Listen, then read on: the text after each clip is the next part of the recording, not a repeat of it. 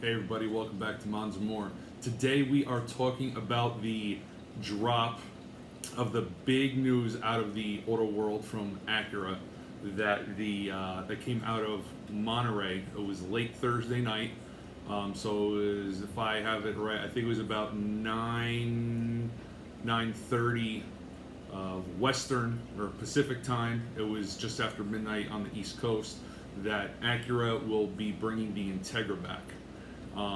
Now, at first, I was very glad, and I still am. But there's a lot of things to look at this. It's not just as simple as bringing the car back. You got to look. It affects a few different things going on. Something that's already there, hoping to fill some gaps. This affects Honda, not Acura, but Honda, their lineup as well, I believe. So what we know right off the bat was what was said: the new Integra, okay, will possess the same fun-to-drive spirit and DNA of the original. Now, that car, the last generation, was known to be one of the most influential cars. Years ago, I went back. I needed a second car, and I wanted something fun. I was trying to find an Integra. I couldn't find an Integra, so I got that generation Civic, which was fun. But the Integra, if you go back and look at my previous video that I did with Acura, they needed some things to do, and I had talked about having the not only the performance there, but as well as the segment in regards to something that was fun in that class, as well as coupes in general. So this does all three things. Now, the first article that I read, there were a few things in there, and I haven't been able to find that same article. There have probably been about 7 or 8 different articles that I've read. It indicated that the car will be a gas-electric mix, and that's coming directly from the chief of the brand, because based on his quote, he had said that that's the direction that the brand is going. So it seems like it is going to be a performance hybrid. If you think about how when they had the RLX, that was basically a gas electric hybrid, and it wasn't a low performance. That was a high performance vehicle, and then that was kind of what set the standard to go into boost it up into what the NSX was. So there are some things there that they're talking about. So that's what we know. There's still a lot of unknowns. Now, what we should expect is that they said it's coming in the spring of 22. So I would figure it's probably going to be early March, mid-March. I don't see it being later than that, because the later you go, then that's going to eat the sales and get rid of the hype. So you figure if we're talking about early to mid-March release, I would imagine probably mid-January is when they're going to release some real, true, actual pictures and information. Now, being that I worked with Acura for many years and still follow the brand closely and have vehicles myself, generally what they tend to do is about a month and a half, that's their magic time frame, is when they'll release information for their new car or next generation car coming out. They did that with the 18 TLX when I got my 17 TLX. They did it last minute with the MDX when that was getting the facelift, and they just recently did it with the NSX Type S. They said that, all the information, what they're going to do, pricing, components, things like that, and it's already out there on the website, and they're saying that they're taking orders, and that's going to be ready very soon. So they don't do those things 3-4 months in advance, because the information and it kind of settles down and gets a little stale. So they do things short term to keep the hype up. So that's what we can expect on that part. Now, what we have to go back is look at a little bit of history. Is if you know about the Integra, some of you may know it, some of you may not. But the Integra back then, it was a 2-door vehicle or a coupe, or a 4-door vehicle, which was the sedan. Now, this is where it gets a little tricky. Is They said that the comment that I read in that statement was he had said that the vehicle was not a direct replacement to the ILX. Now, getting ahead of myself, let me come back a little bit. The ILX is being discontinued after the 2021 model. So you think, okay, that was a compact car. That was a compact car, 4-cylinder, 201 horsepower, entry level luxury is kind of what they called that there. And that was around 26.5, I think, is where that car started at. But that vehicle was a sedan, and the vehicle hasn't had a coupe since they got rid of the RSX back in 06, 07. Well, now you're getting rid of the sedan, so the ultimate question now is, what is this car? Is it going to be a 2-door? Is it going to be a 4-door? There was speculation it's going to be a 2-door hatchback, which is essentially still a 2-door the way it was. I'm not concerned about that. But if the vehicle is only going to be a 2-door, then you didn't solve anything, because now you don't have that entry-level 4-door. When I worked with Acura, people would always come in and they would say, I'm looking for a coupe. What's a sports car that you have? Well, we didn't have anything in terms of that sense. We'd say, oh, I got my TL. It's our sports sedan. No, I want something 2-door. And then they would walk out. They wouldn't even give a chance to look at the car. Well, here we are in this case. If a coupe does not work for an individual that's coming in, if they need something or want something 4 doors, well, if the Integra doesn't work, now keep in mind, ILX was a $27,000 car. Well, the TLX is a $37,000 car. So now you may have, just by bringing the Integra in, you may have, if it's not a 4-door or a 2-door and a 4-door, I got a feeling they're going to go both ways on it. I really do. But if it's not, then you're kind of taking yourself out of a certain market again. So that's that.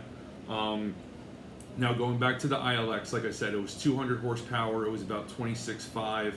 I would imagine with this will probably be a little bit more. I would imagine somewhere in the 27 to 28 range is what they'll do with it. It's going to be a next generation vehicle. So they're going to basically up that, just like they've done with all the other vehicles. Again, being at 201 horsepower, it was low, not much excitement going on there. I could see this car being in the 220 to 230 range, especially if they're saying it's going to be a gas-electric hybrid mix. It's easy to get that power out there, so I can see them doing that. And then definitely a Type S is going to be there. Now, I want to say, you figure we're in August now, so I want to say it was probably earlier in the year, which was maybe March, when they had talked about the TL for the new one coming out. They had said that there was going to be a next generation Type S with it. And not only with that, but they were going to be doing Type S's on every model within the brand, which was going back to their old heritage. That's what they wanted to do. So that was the purpose of bringing it back specifically to start there. It's going to be available. We know it's on the NSX, that Type S. I think that's a little bit of a joke in terms of what they did there with it. But they're going to have it available on the MDX, I believe the RDX, and I'm sure they're going to have an Integra as well, because that's where it started. So it doesn't surprise me that they're going back to the heritage name in the Integra itself. So I would expect that, and you can see that probably, I would imagine, somewhere in the 285 to 310, 320 range.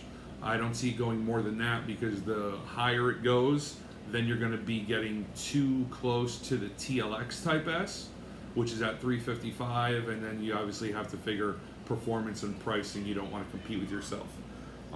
In the sense of doing that, though, I think what they're also going to do is, how I said, it's going to affect Honda. I want to say they're going to can the Type R, the Civic Type R. Now 2022, the Civic is being completely redesigned. And if you know about the Civic Type R, the car starts at $38,000, and the car's got 306 horsepower, 6-speed manual. It's a fun little car for car enthusiasts, Honda enthusiasts, and whoever it may be. But if you're coming out with the Integra, on the Acura side, you're bringing that name back, the heritage back on the Type S, the luxury side. If you're going to do a Type S, it's going to be very, very similar. A little bit more performance and a little bit more expensive. You're almost competing with yourself.